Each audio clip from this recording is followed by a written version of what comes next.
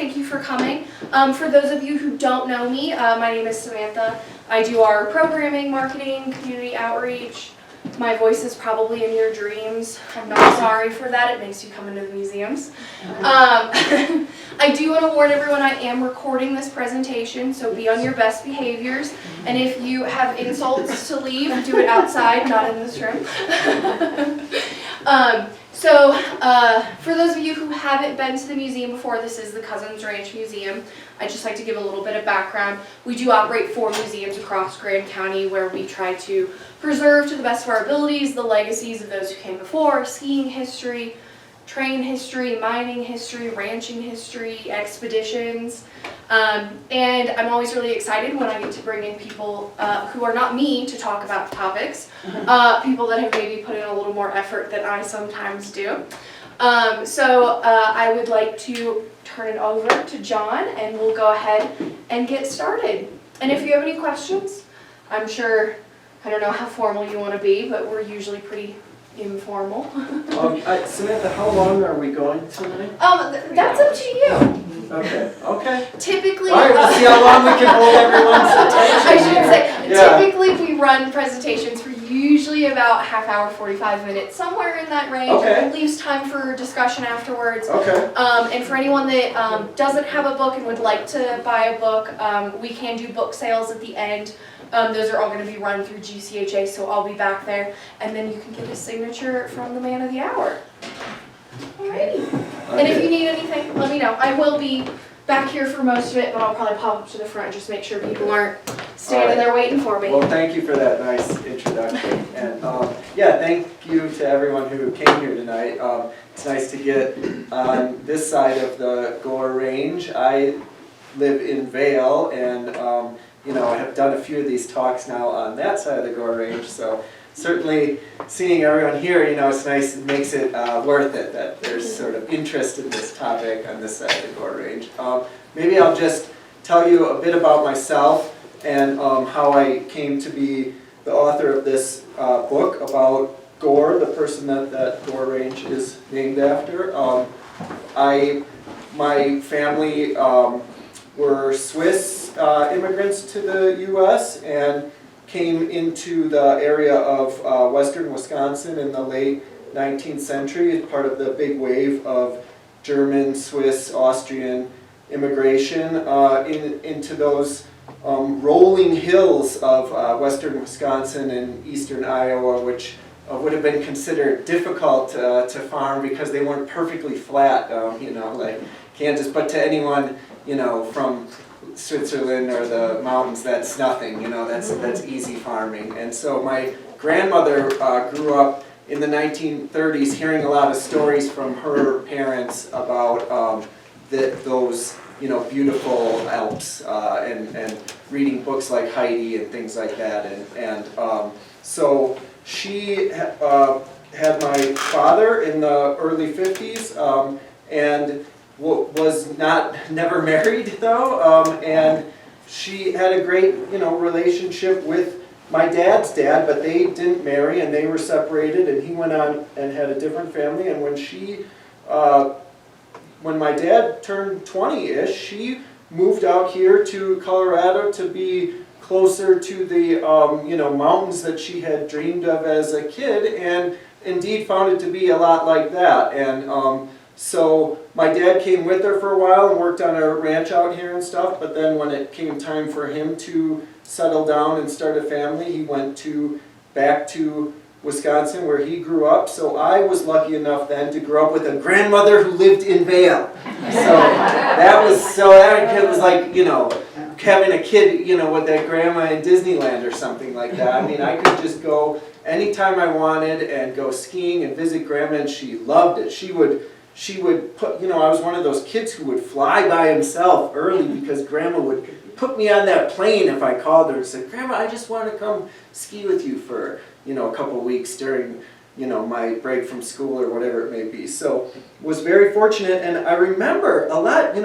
she had this, what I considered to be a, modest little home in Vail though, and had a view to this big mountain range, and I would ask her about those mountains over there because we're skiing this stuff, but what are those mountains, you know? And, oh, that's the Gore Range. And after a few times of asking her about this, she brought me to the restaurant in Vail that was themed after the person that the Gore Range was named after, and you know, told me just wild stories about this you know, wealthy English lord who, you know, came out to this area in luxury and was the first person ever to visit Vail, you know, and things like that. And you know, I developed a sort of a fascination with that, and just many years later, Grandma's dead. I'm so lucky that my dad said, well, we got this house in the family out there in the mountains. You know, you always liked it as a kid. See if you want to go see if you can get a job out there, go for it. I got a job working for the Vail Daily newspaper many years ago, 2008, and and have been lucky enough to just live in my this place ever since and raise a family and everything else. And you know, Dad just sort of still, you know, charges me that little bit of rent that he has never adjusted after all these years of changes and everything else. So I'm just, you know, really fortunate, but I still have this fascination with Gore, you know, going back to being a kid. And what's this guy all about? And there's so much things in here. Gore Creek and Gore Creek Drive and Gore Lake and the Gore Range and all these different things. So anyways, now I'm a reporter in Vail and have been here a long time and am raising a family, and I go up right here on the edge of Grant County and Routt County. There is that, yeah, you guys know what it is. It's like a monument, kind of a bronze thing dedicated to Gore. And now I've been a reporter, you know, for years, and you know, I've won illustrious journalism awards here in Colorado and consider myself quite the investigator. And I go up to this plaque because I'm camping nearby at that little campground there, and walked up to the plaque just to check it out, and I saw it had been vandalized. I don't know if you guys have noticed that, if you've been up there recently. And so I got on a tangent to kind of learn more about why it had been vandalized, and you know, just sort of learn everything I could about Gore and how he became to be such a figure that would inspire that type of an effort. Like, this required because I talked to an expert about it, portable welding torch and file, which is, you know, that's an effort to go up there and do that. And the part of the plaque that was vandalized, like, why? Like, the man's name is Sir St. George Gore. Now, St. George was actually a common name. Like, guys named George, they would just be called St. George in those days. Here in the U.S. too, not just in England, Ireland, Scotland area where he's from. You know, St. George was just there was a famous Civil War general, Philip St. George Cook. You've heard of, kind of, for his adventures up near the Rosebud, maybe. And you've heard of the town called St. George. St. George is just a name. So he was a sir because he was one of this aristocracy and was had lands and titles and was a baronet, so you would call him sir. And then, of course, his last name is Gore. Well, on this plaque, Sir Saint had been sheared off of there. And so I was like, you know, and why that?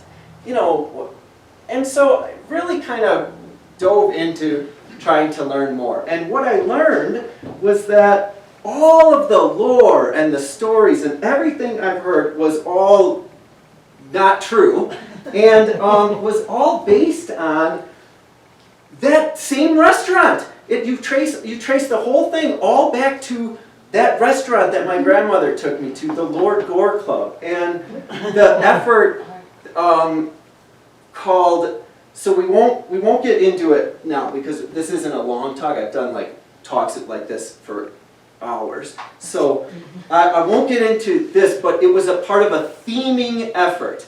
So like a spa, health club, private membership thing at this hotel, wanted to have a theme as part of a theming effort, and themed the club in the theme of Gore. And how did they do that? They had a room called the Jim Bridger room. Jim Bridger was Gore's guide.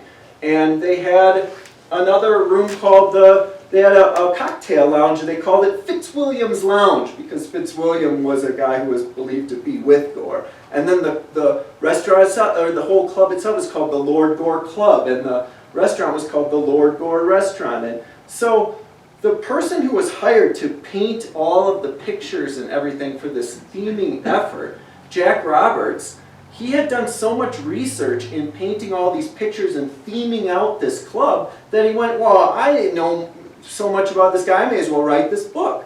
But he was a painter, and you know, I honestly don't think there's anything wrong with what he did, because he declared it in the foreword. He said, look, I know a lot about this man, but there's a lot I don't know, so I'm just going to sort of make up the parts that I don't know. His word was surmise. But he put it in the foreword. And, you know, it's like people just, they seem to just skim over. The forewords don't always get read that much, you know. And so a lot of what he surmised in his words just went on to become accepted as fact, okay? So that, I'm not the first person to have discovered that and become bothered by it.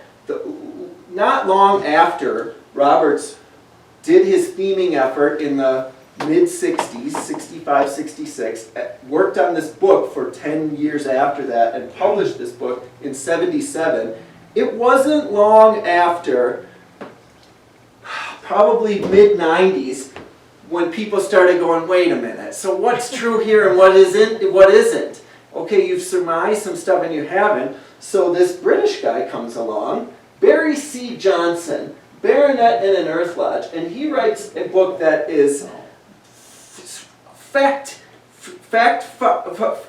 fact-finding and citing sources and scholarly and proper. And he separates what, you know, the fact from the fiction here, and does a great job of it too. And, you know, kind of takes Roberts to task a little bit, saying stuff like, you know, hey, the guy's a painter, you know, I might paint you, right? But, yeah, the stuff behind you and all that, and the around the corners, I'm just going to sort of make that part up, you know. I got your face, you know, maybe I don't need to, you know, the other parts of the painting I'm just going to kind of make up. And so that's how Johnson describes what Roberts did. Hey, the guy's a painter, you know, what do you expect? And so Johnson brings up all of these questions in his book, like, when did he arrive in the U.S.? How did he arrive? When did he get there? How long was he there? What route did he take? A lot of questions that he cannot answer. And so now here I am, all these years later, reading these two books and thinking this is all so funny, like, oh, okay, great, I'm getting to the bottom of it here in this, like I read this one, I had this book from when I was a kid, by the way. It was part of my grandmother, had all these different Colorado books, and this one sure enough was on the shelf. And she would buy them from old thrift stores and things like that, and so I had, you know, so I read it, and then I'm reading this one, and okay, now I'm getting to the bottom, I'm learning the truth, and then, but this book, all it ends up telling you is the truth, and then a bunch of stuff we don't know. So now, here I am at the newspaper, and I'm in charge of this section called Time Machine.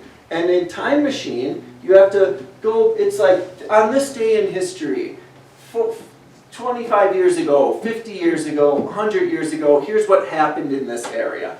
And this time machine used to be, for me, a tedious and difficult process, because I would have to get on that microfilm and look through and read these old papers and at the library, and oh, your light's getting a little burned out here. Oh, on that old machine, I don't even know where to get a new light. Okay, well, now I'm in there with my own light, And then one day, the world changes and the old newspapers start becoming digitized.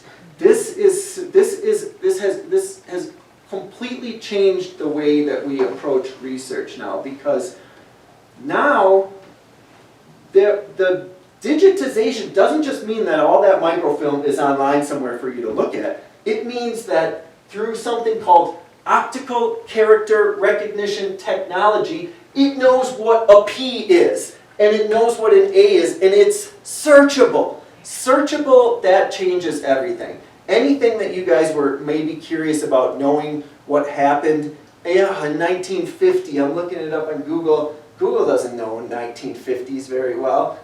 You can now search the newspapers of 1950 and find the original accounts of things that happened. And so this also is true of the 1850s. And so Roberts, so now this job is getting way easier for me. Little by little, new papers are getting, and oh, now I can look at the, what's the one in, not Winter Park, but a great one that would cover the Winter Park area that has been digitized is Estes Park. Estes Park. Anyways, there's some old good papers here in Colorado, and so this job is getting easier and easier for me to the point where I'm just like searching the date, reading the stuff. Oh, I want a little more about this story, searching it up as if it were a modern news story, and about stuff that happened 100 years ago. So now I'm really good at this, doing this time machine every week, this day in history and all that. And this is, and so when it occurred, and when I read this book, and this guy goes, we don't know when he got here, I thought, well, maybe I'll just look it up. And within 10 minutes, I had answered one of the great questions about Gore that nobody ever knew. When and how he arrived in the U.S. And it was different than everyone thought. Like, no, everyone probably went from, well, he was Irish, so he was born in Ireland, so he probably went from Ireland to probably New York, maybe New Orleans. Sometimes people would take a steamer up the Mississippi, probably New York. No, wrong on both counts. He went from England, where his family had relocated to, and arrived in Canada, where he also had more family, being part of this sort of this aristocracy. So within a very, but like on this journey, I'm like barely into it, and I already have answered one of the unsolved mysteries about Gore going back 150 years. And so then I just went deep, and I looked up every single time this guy was mentioned in any newspaper ever. And prior to the digitization of newspapers, they would do something called indexing. So if you want to look up,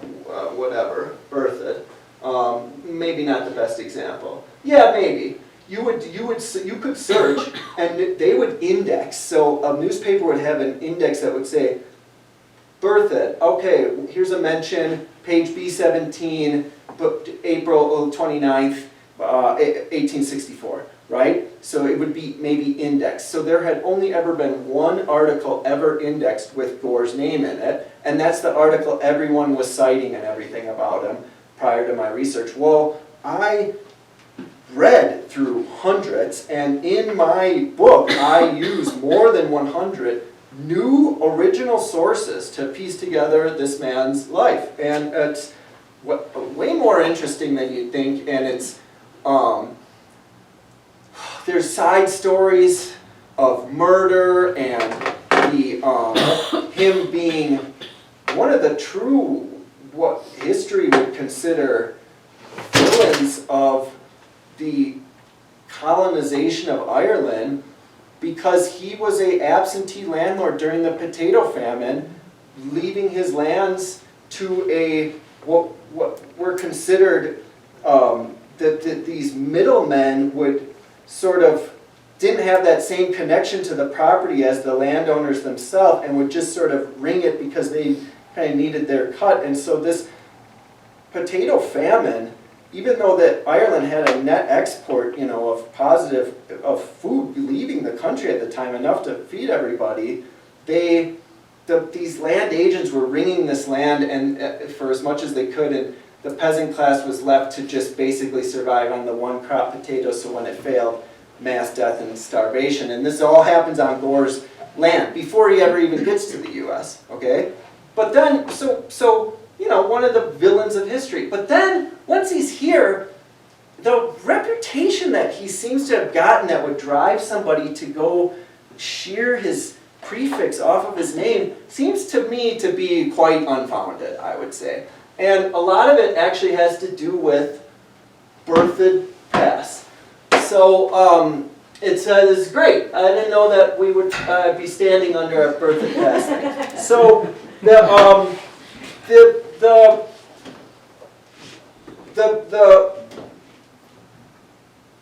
the fervor about Gore and why he's not liked is because he is seen to have been a taker, been excessively hunting across the West, and not giving back or contributing.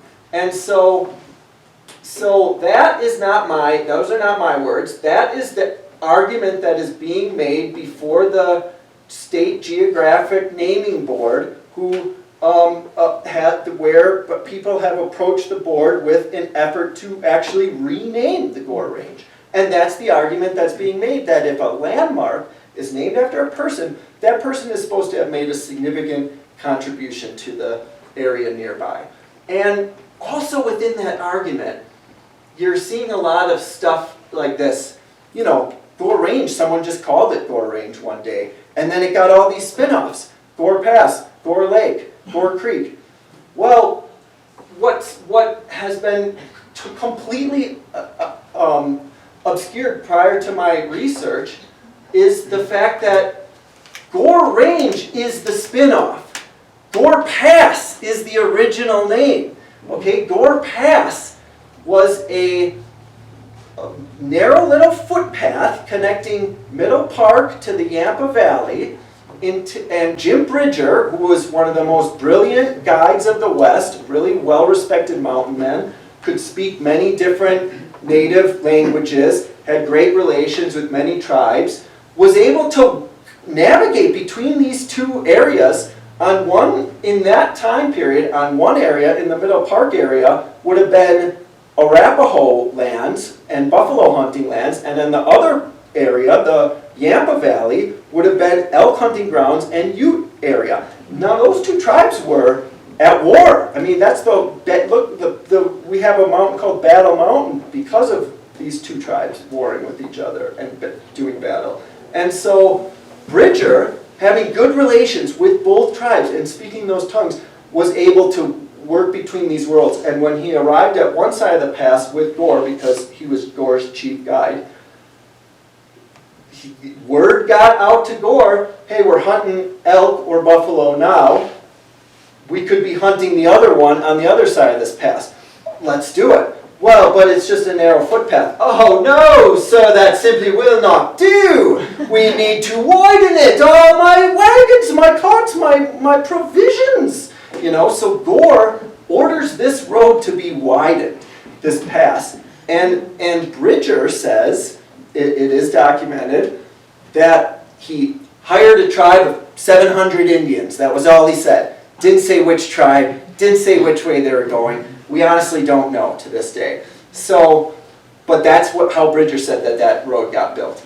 And what is must have been so fascinating to Bridger at the time was, here is a wagon road, the first basically wagon road to be built over the Continental Divide region in this part of in this general region, is being built purely for the pleasure of this guy's recreational pursuits. Okay, so and every settler who comes after him uses this road, and that's well documented. And in 1861, it really starts getting documented as being called Gore's Pass or Gore's Pass because Bridger's back, and he's now guiding Berthoud all the way from Denver to Salt Lake. and they are looking for a route, a wagon route, and they want to establish, wagon lines and commerce and things like that. Eventually, which leads to figuring out which road the railroad's going to take.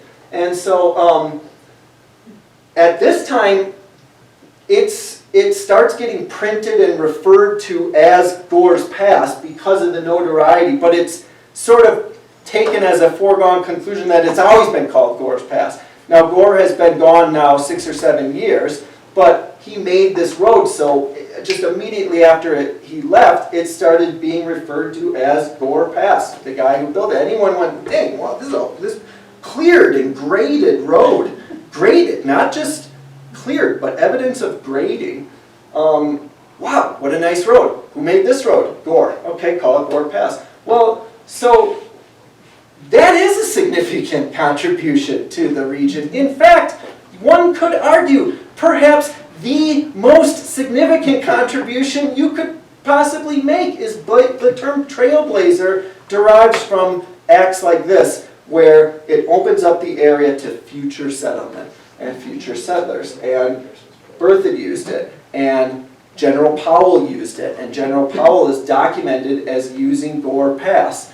And he then climbed a peak in that range, and which is now known as, that's why we have a Mount Powell in the Gore Range, is because General Powell had Gore Pass to use as a camping ground and an area to access these peaks, because he had wagons and everything as well. So, so then, of course, it takes a logical, there's a road going around these rugged mountains.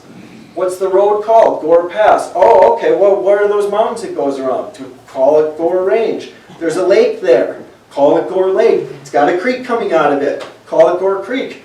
We built a beautiful road leading to a ski resort next to Gore Creek. Call it Gore Creek Drive. So now that's how we have all of this namesake, is based on this legendary act of building a road and creating sort of a roving hub of economic activity as he moves around. Like, that's why the guy was such a legend, is because, people would come up to him and try to sell him a horse. One guy, and he rode the horse and said, "It's an amazing horse. This is the best horse I've encountered yet on this expedition.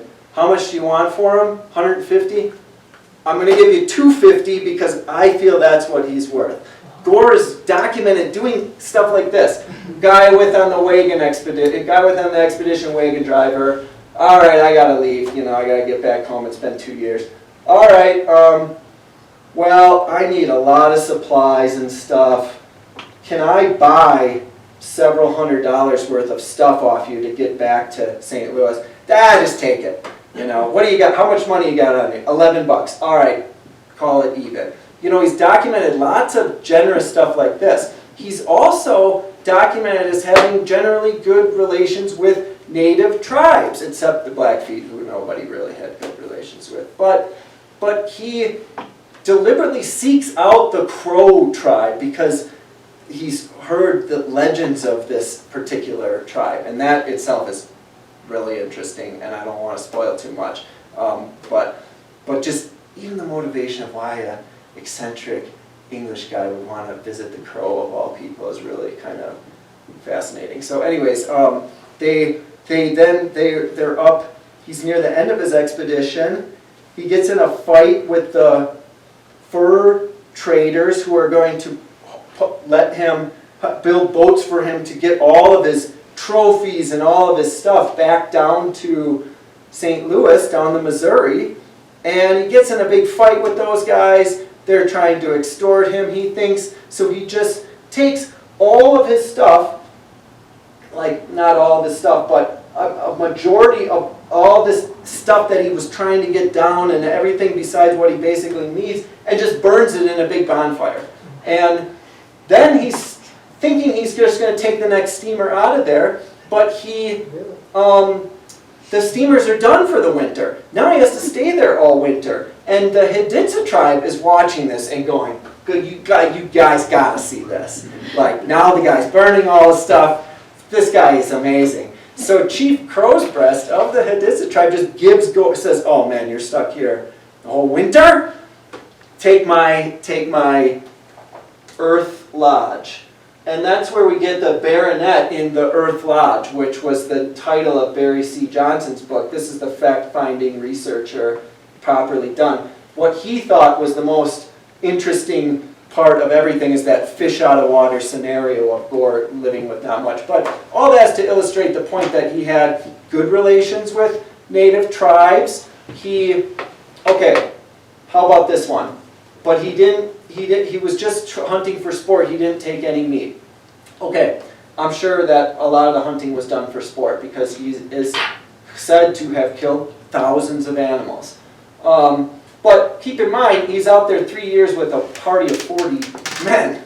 All right, so they're taking some meat. All right, like I mean, they survive out in the wilderness, with which just the simple fact that you could survive out there that long, I personally think is a testament to actually Jim Bridger being his guide and having such good relations and knowing those lands and being able to navigate that world so well. So, Gore, I think he learned some lessons early in his life. There's a crazy story that I found that sort of would have given him a reason to really trust local guides involving like a high-profile death.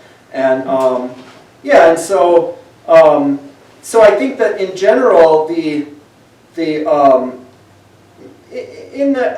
the time period of hunting being on purposely done to excess as a deliberate action by U.S. military to military sanctioned action to starve out the Plains Indians of their food source and better prepare the region for the influx of cattle that you want to bring, and quotes about the more civilized cowboy, and plenty of documentation of the military deliberately trying to rid these plains of buffalo. So to sort of look at one guy like Gore and say, well, you hunted too much. Well, this would have been this wouldn't have just been allowed, tolerated, it would have been encouraged at the time. So to sort of lay that on him, I think also is,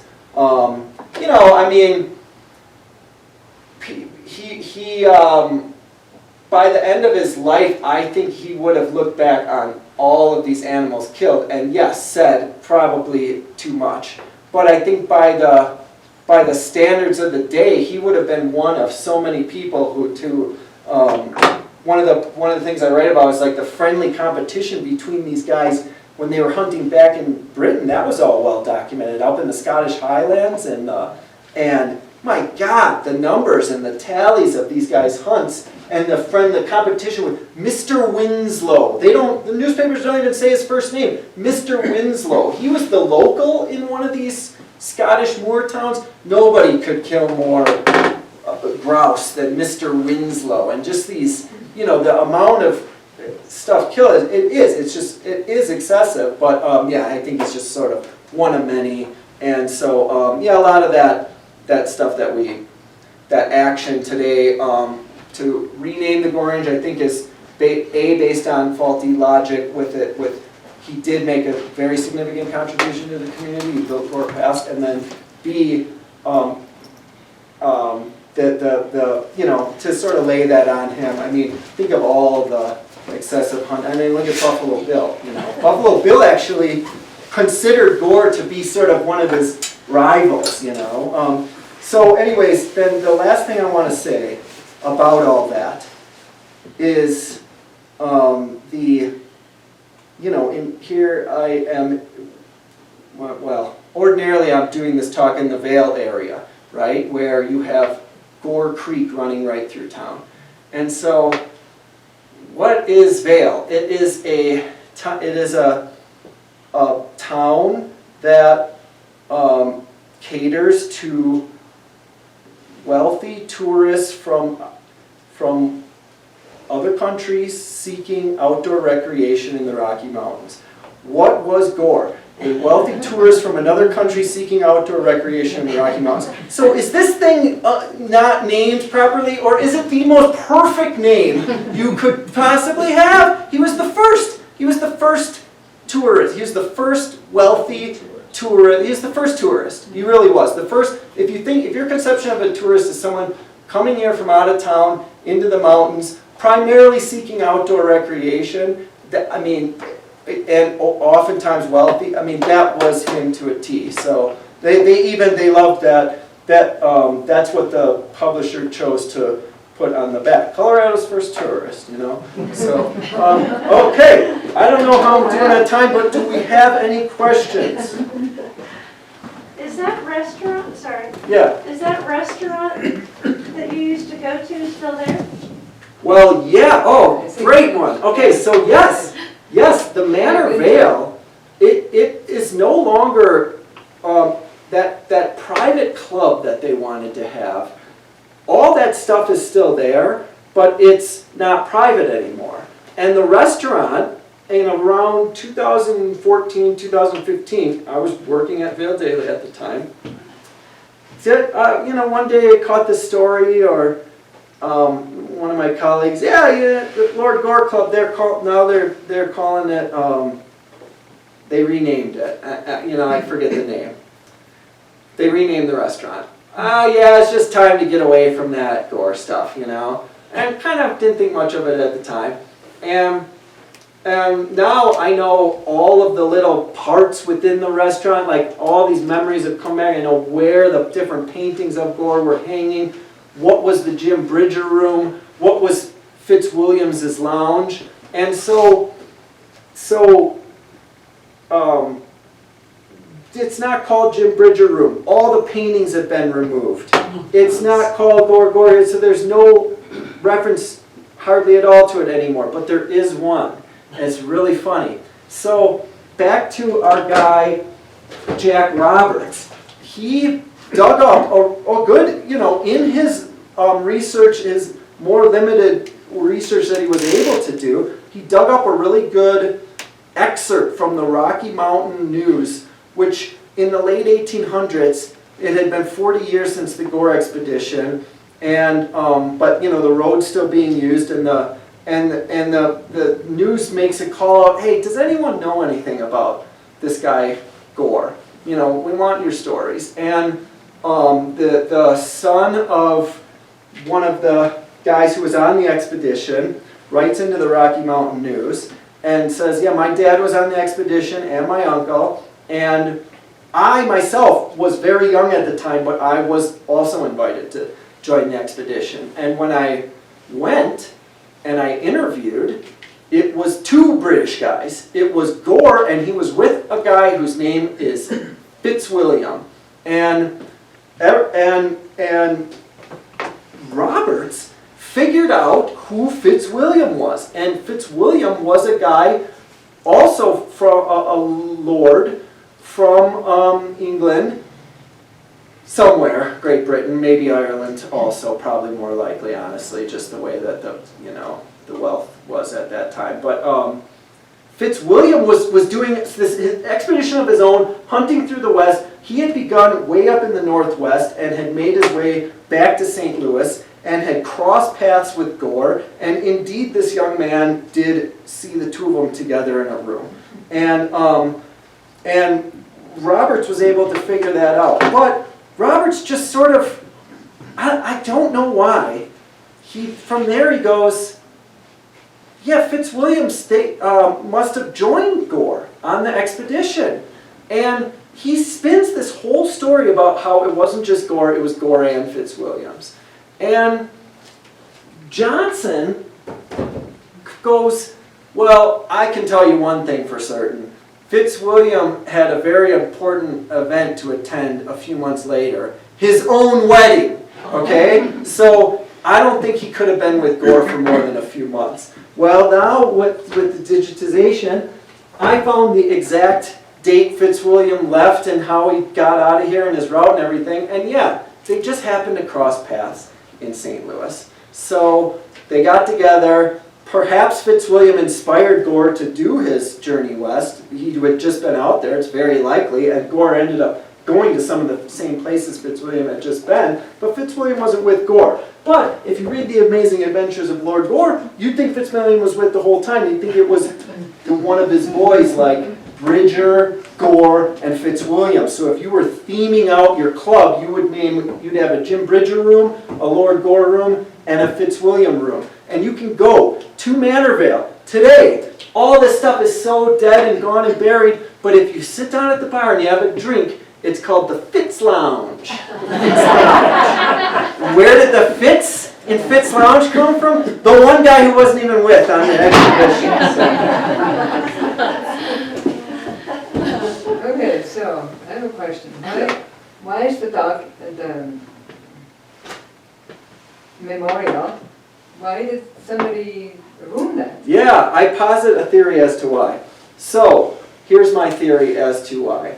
Okay, so this is sort of based on a lot of me talking to people and kind of getting what I think popular reputation for Gore is. Oh, you know that guy, he was no good, he's a bad guy, and did you know he wasn't even a lord? Did you know he wasn't even a lord? And in fact, Roberts knew this. And he puts it in the book. He says, you know, he wasn't a lord. But I just kind of like the way it sounds. Lord Gore has a nice ring to it. And there was no mention, the whole time he was here, all these tons of newspaper articles, he was referred to as Sir Gore the whole time. And somehow, he leaves, and years after he's gone and back in England, this Lord Gore starts coming around. And this drove Johnson crazy. He said, Roberts knew he wasn't a lord. Yet, he called the title of his book Adventures of Lord Gore anyways. Why would he do this if not to just improve the title of the book? It has this ring to it, Lord Gore, Lord Gore. So, did you know he wasn't even a lord? Everybody who you talk to in Vale who knows anything, if you say, who is the Gore Creek named after, they go, Lord Gore. Because, keep in mind, in Vale, there was a Lord Gore restaurant and a major theming effort done as part of a general, massive marketing thing that was happening at that time. And so, this Lord Gore was just, great minds were set about to brand this term in your brain for decades in this area. So Lord Gore's not going away. So did you know he's not even a lord? Yep, those are the big things that we know about him. Well, that sort of can get mixed around, I think, in the mind of Batman. It's like, the criminals, they're sort of a superstitious bunch, or maybe that's Sherlock Holmes. But it's like that sort of batters around in the mind of the vandal. It's like, God, I don't like this, that we have this, area named after this guy, and he's not even a Sir Saint. He's not even a Sir Saint, because now you're there and you're mad, and as a thing of opportunity, you always knew his title was wrong, because everyone knows the title's wrong now. Did you know he's not even a lord? So the title's wrong, and the title's wrong, so you shear the title off in an act of anger. That's my honest to God only, and that there's the whole thing is kind of funny. I'll say that in the group that I do in the group that doesn't like him, I do hear him now referred to just as simply George Gore. Sort of removing all, no Sir Saint, no Lord, nothing. George Gore. And so when you shear off that Sir Saint off the thing, what does it read? George Gore, So, I think that, one rhyme I had is a lot of people think he was no Sir and no Saint, and so I think that's the only explanation I could come up with. And it's a weird one. And here in Grand County, the public relations person was somewhat helpful, at the sheriff's office. But as I detail in my book, it's on the border with Routt County, and Routt County was don't bother me with this stuff. And it's a crime. And I tried to report the crime like, well, another reason why I think I'm sort of a good person to write this book is because if you look in the file that History Colorado, the State Historical Society, keeps of every state-owned monument in the whole state, and you look at that file, and you flip through the file for the Gore one, I'm in there as reporting the vandalism. So, you know, it's just sort of like a funny thing. So it's like,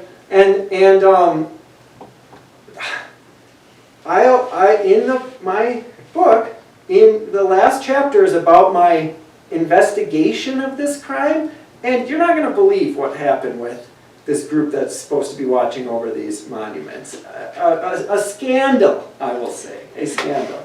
So you can read all about it. Yeah. So was he or was he not a lord? No, he was a baronet. You would properly refer to him as sir. Okay. But he wasn't a full-on baron lord. He didn't have quite enough lands for that. Not quite, I think. So he wasn't full lord status. He was a baronet, which would have meant that he was only referred to as sir. Yes, my name is Warren, and I'm the county surveyor, and I'm also a historian wannabe. Okay. And I've been studying survey maps of Grand County since 1972. Okay. Cool.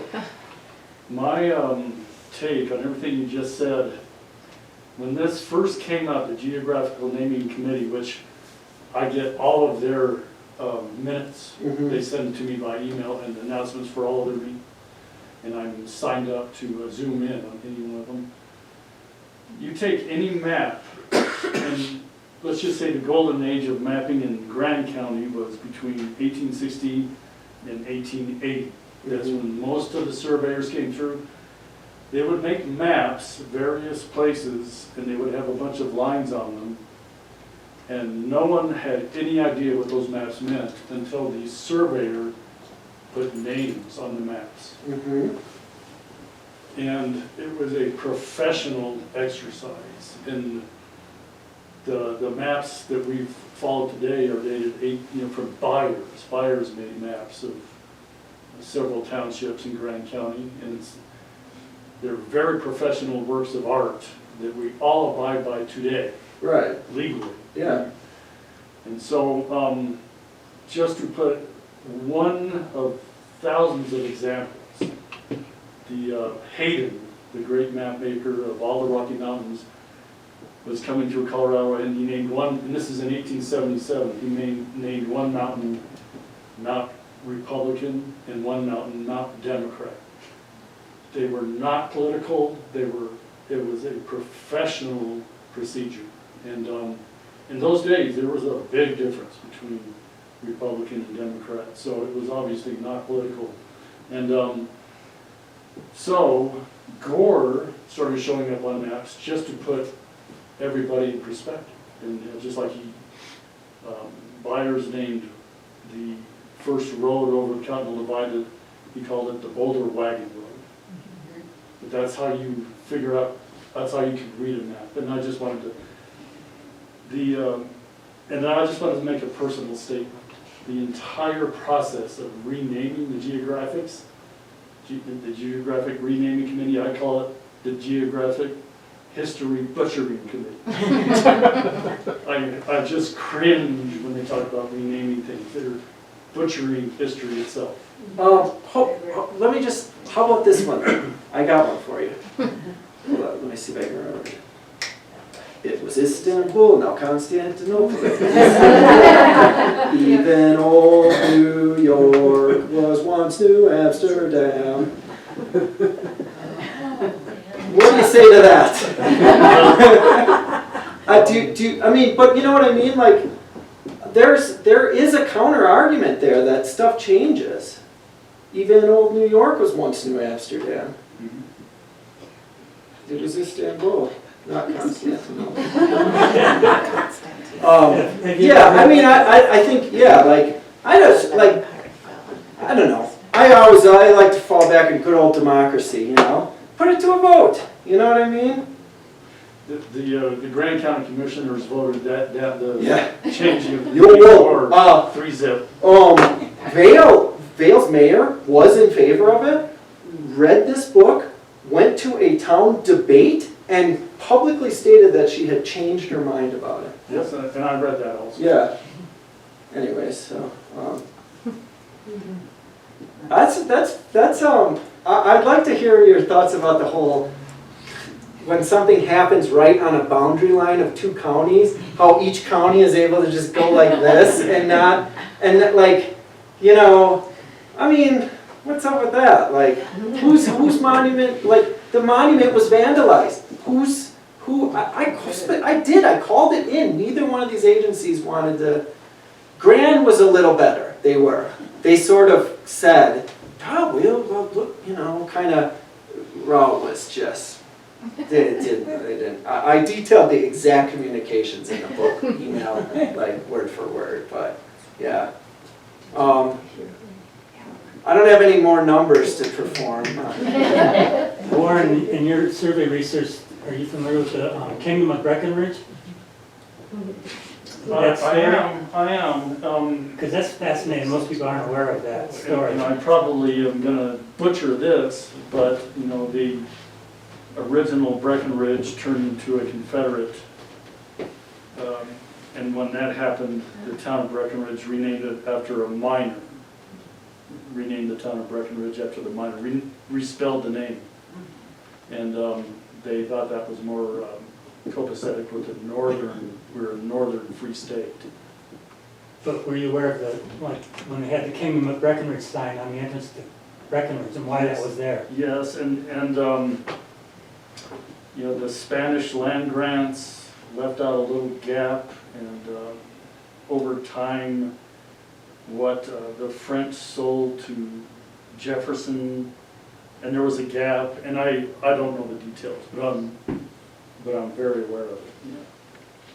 Yeah. And there's parts of Grand County that were considered no man's land, not claimed by the Spanish or the French, but it was surveyed by surveyors, and once surveyors came through and laid out section lines, then that is the United States of America. It no longer really mattered. Was that in the 1700s or later on?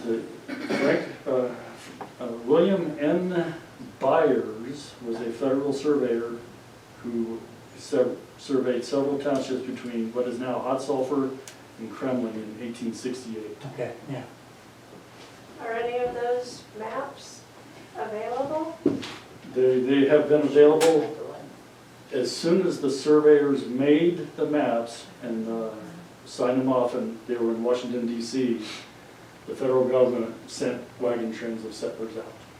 There is no settler, there is no wagon train until the surveyors laid out section lines.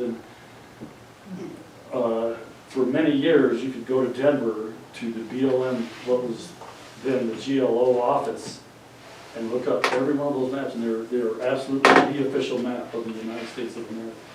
Right now, if you want, you can find them on my website. And all the maps ever made in Grand County are, you can find them on microfilm if you want to, if you can stay awake long enough and pour through thousands of microfilm maps. But you can go on my website and link into the official BLM government mapping room. And what's your website?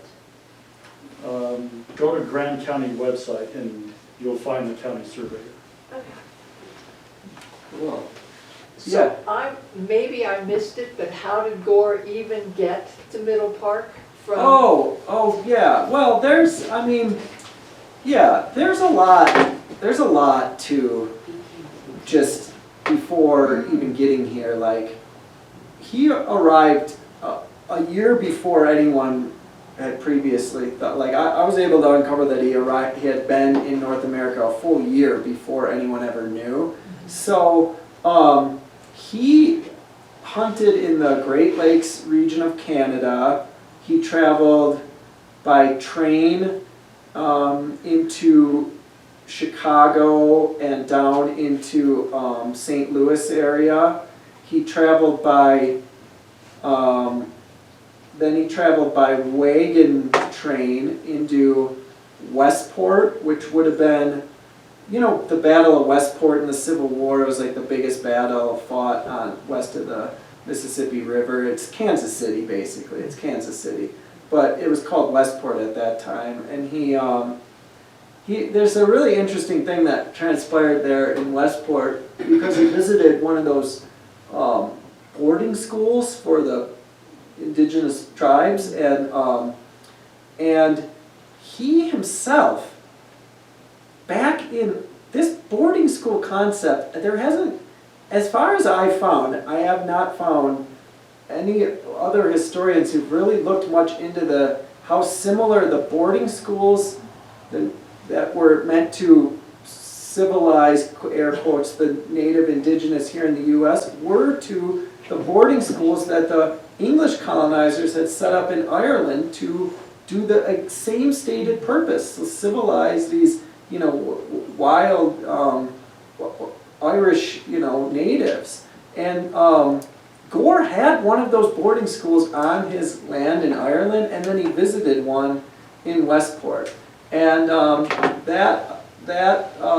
really spent a lot of time talking about that because I just found it so interesting. But then he left Westport and went to one of his main sort of base of operations was Fort Laramie. And so Fort Laramie, he wintered in 54, 55, and he went from Westport to Fort Laramie, probably through Fort Kearny, because there's stories of people getting there and there being a lot of greyhound dogs running around and no one knowing how the greyhound dog got at Fort Kearny, and someone finally saying, it was that English guy. He left like 6 dogs behind and they just proliferated, and now there's greyhounds running around here. So probably went through Fort Kearny too, landed in Fort Laramie probably in June of 54.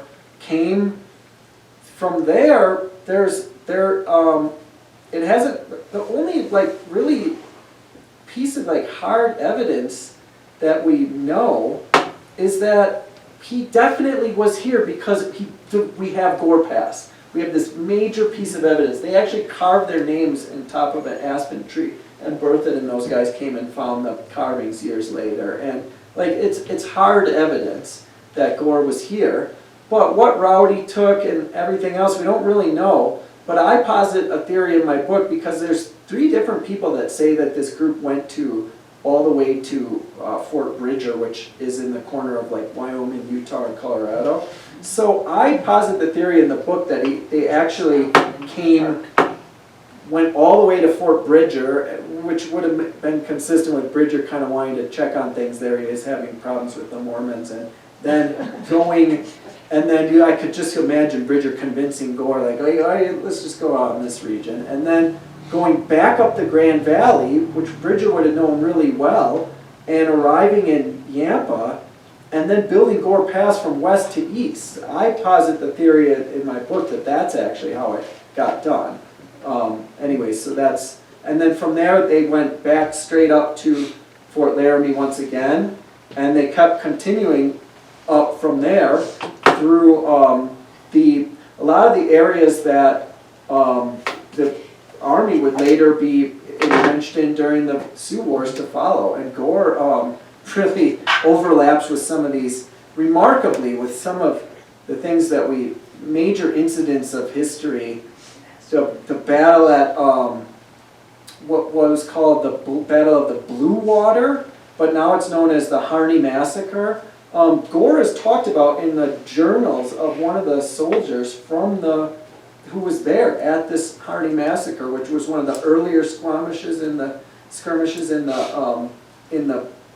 Sioux Wars that wouldn't end, of course, until, you know, Battle of Little Bighorn, or Wounded Knee, you might say. But like Gore then.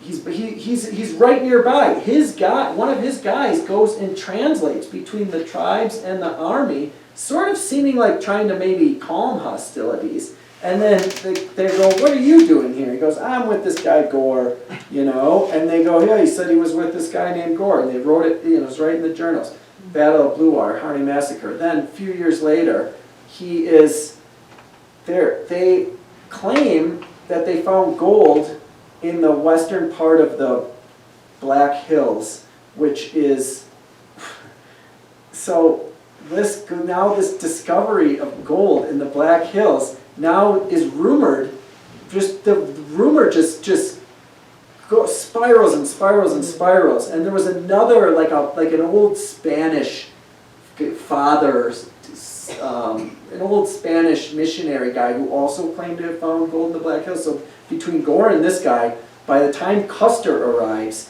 on his way out to battle Little Bighorn in 1874, he arrives in the Black Hills. He brings with him a geologist. Now, if you're going to just put down this Indian rebellion, why do you need a geologist with you? Because he heard the rumors that there's gold there. Where'd you hear the rumors? From Gore's party. So, like, it's just amazing the fingerprints that he has on these events in history. And one of the guys, Mitch Boyer, was in both the Gore party and Battle of Little Bighorn, lost his leg. So yeah, lots of little kind of side stories there. Yeah, go for it. Is this Gore related to the Gore from Delaware who invented Gore-Tex? I'm not sure. I don't know if that particular Gore is a descendant of Paul Gore, but Al Gore and Gore Vidal both claim to be descendants of Paul Gore. Gore Vidal, that was like a pen name. His last name was Gore. You don't remember him with William F. Buckley? I'll sock you in the face. Remember that? William F. Buckley and Gore Vidal.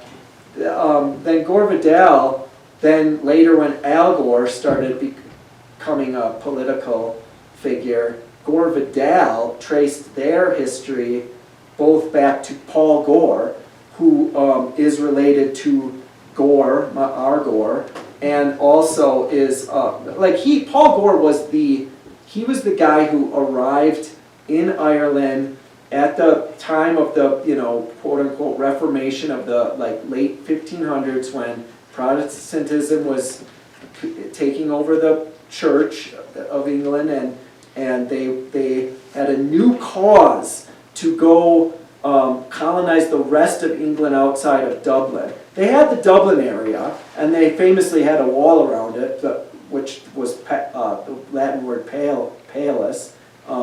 So they go, don't go beyond the pale. That's where they get that phrase. And that was like that from the days of Strongbow in the 1100s all the way to this Reformation period in the 15th century. And then they start using that new sort of the new kind of goals associated with Protestantism to go civilize these Irish out there and get the rest of this country. And they start getting major resistance. And in this battle of the Blackwater, the English column just got defeated by the Irish chieftains. And they sent out all these cavalry troops and these specialists, and really to reinforce this effort in 1607 or something like that. And that was Paul Gore. He was one of these cavalrymen, and he was promised, if you put down this Irish rebellion, we are going to confiscate these lands from these Irish savages. I'm saying all this in the footwords of the English colonizers at the time, would have been saying to Paul Gore, and you can have some of this land. And then that he does, and Paul Gore becomes lord of this area up in the northern part of Ireland, and has a ton of kids, like 14 kids. They're all marrying to the other aristocrats, and by the time it gets down to our Gore, there's just land all over this country. He has land in Limerick, he has land in Donegal, Galway, you just name all these Irish, Cork, all these places you've probably all heard of. Gore's all over these places. And so yeah, these descendants of Paul Gore are all over the place, and they go up to Canada. There's a township named Gore in Nova Scotia. There's another place named Gore in, like, I think Quebec or Montreal area, and that's why it sort of makes it's like this guy was so close. He knew, he even said, in his obituary, he was, they said he was fondly remembered in Canada. And he knew that the Gore family went to Canada. But yet he said, I just can't find when and where he arrived in North America. And he was so close. It's like he came in through Canada. He did not come in through, which would have at the time not even been called Canada. Of course, it would have been called British North America. So it's like, I'm surprised all these guys missed that, because that was almost a more logical way for Gore, who had family in British North America and everything else, to arrive here. I just went off on a tangent there.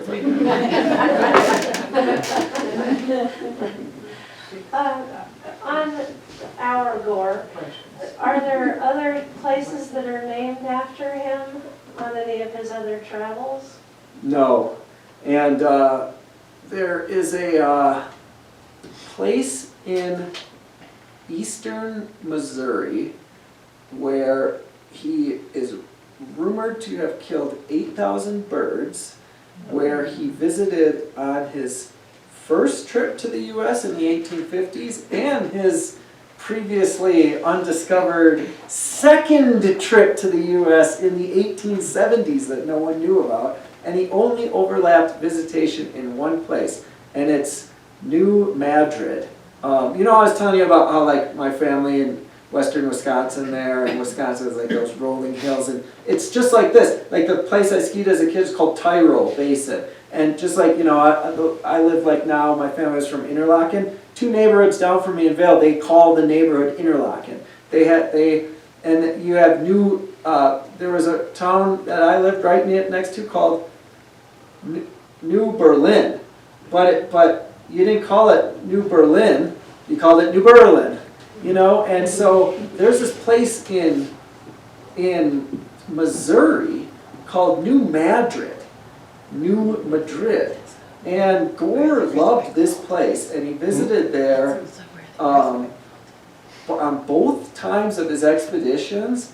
And to me, and he did leave a mark there, because, like I said, those birds, a lot of them went extinct not many years later. And he had a reputation of killing 8,000 of them. But they soon forgot about Gore in New Madrid, perhaps as they should have. But I think if any place, instead of Gore having this stuff, I digress there. I think, I should downplay out the significance of building Gore Pass, and just what an insane thing to carve a 25 mile long winding road out of the wilderness purely for the pleasure of your recreational pursuit. Perhaps this area is, but if there's another area that also should be named after Gore, it's that New Madrid. Like, there should be something there, Gore Drive or something.